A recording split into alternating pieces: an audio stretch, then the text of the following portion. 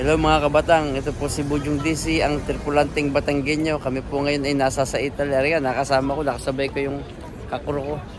Yan, Indonesian mag-boyfriend. Nasa Taranto, Italy po kami ngayon. At ako'y mamamasyal muna. Meron naman pagkakataon dahil ako'y panggabi. Ako may nakatulog ng 3 oras. Ay di, ako may mamamasyal. Di mamaya na ulit ako magsusundo ng tulog. Yan. Kadaming tao din eh. Ay mga bitoy, ang mga narin mga bitoy are. Mga nagko-cross din. Ay ka naman eh, halos araw-araw nang nasa sa galaan kung maaari. Kaso nga lang ay mas pinipili ang magpahinga. Ito, may castle dito. Hindi ko lang alam kung anong pangalan ng castle na yan. Parang ting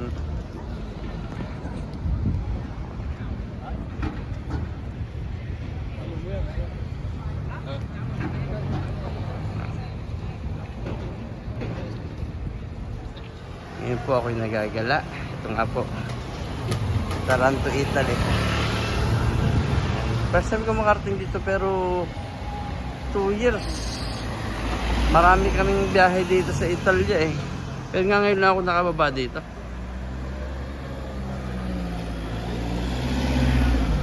Yan. Ako'y nag-a-unwind lang dahil panggabi naman hong aking dito eh. Hindi eh. Lalabas. Pag may pagkakataon, ako may nakatulog ng 3 oras sa gabi. Habang ako nagbe-break. Kaya, gara-gara na rin pag may time. Yun, humiwalay na yung dalawang Indonesian na kasama ko yung mag-boyfriend. So, mas magandang ako'y solo. At ako naman ang maggagala ng akin. So ako po ay magpapatuloy sa aking paglalakad. Pero kaganda din sa lugar natin.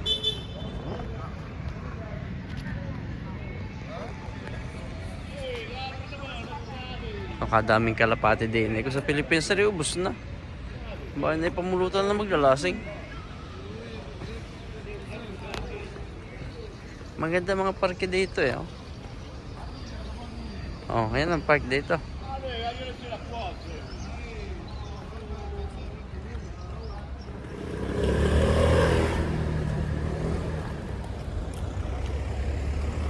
Patuloy po ako sa aking pamasyal.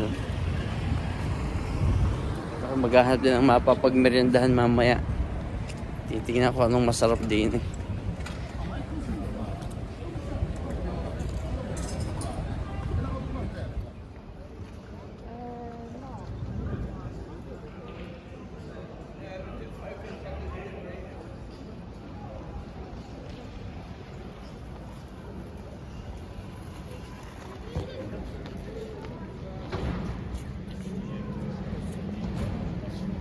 Spaghetti guarda che fai con pepe.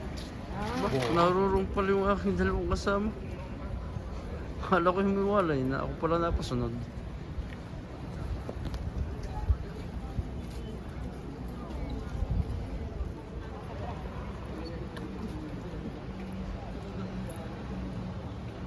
Ano kaya ito?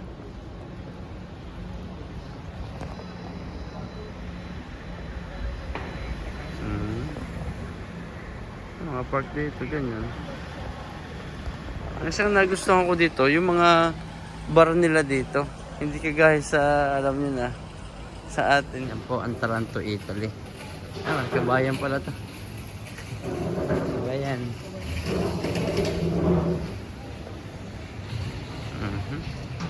Ganito palang ano dito sa Taranto. Kasi ngayon lang ako nakapunta din eh. Ng mga nakaraan taon, tsaka ng 1 taon. May mga biyahe rin kami dito kaso hindi ako nalabas.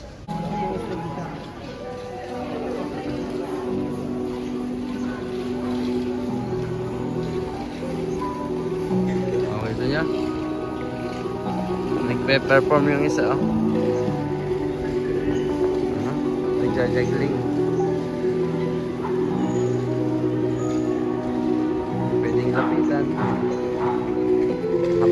tayo.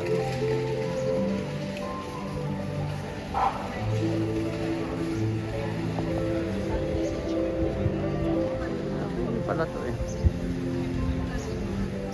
Hindi nga lang kabisado pag ano yung mga area dito. Tindahan ng sapatos yan. Wala sa budget, sapatos. Saka na. Tindahan ng sapatos pero wala sa budget eh. Hindi po pwede saka na. Baka sunod na sahod na. Sa ibang parte naman ako, medyo nalalayo na yata ako eh. Pero ayos lang yan. Basta tanda yung ano yung pinanggalingan kung saan sasakay. Dahil kami nakabas kanina pagpunta dito. Mahilig sila sa fashion ya.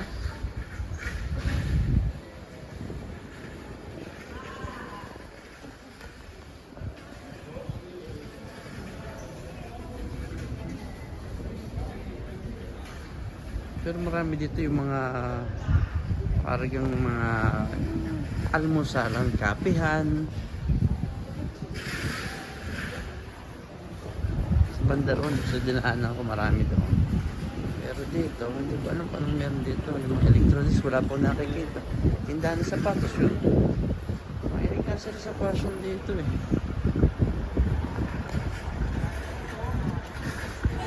Una po ay nagpunta din sa bar at umorder na rin hot choco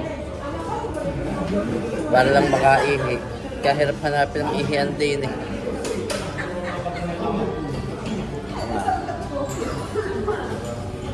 Dito, pag sabing bar, hindi ganito mga may tinapay, kapehan, yung palang bar dito. Hindi kaya sa Pilipinas o sa ibang mga talaga.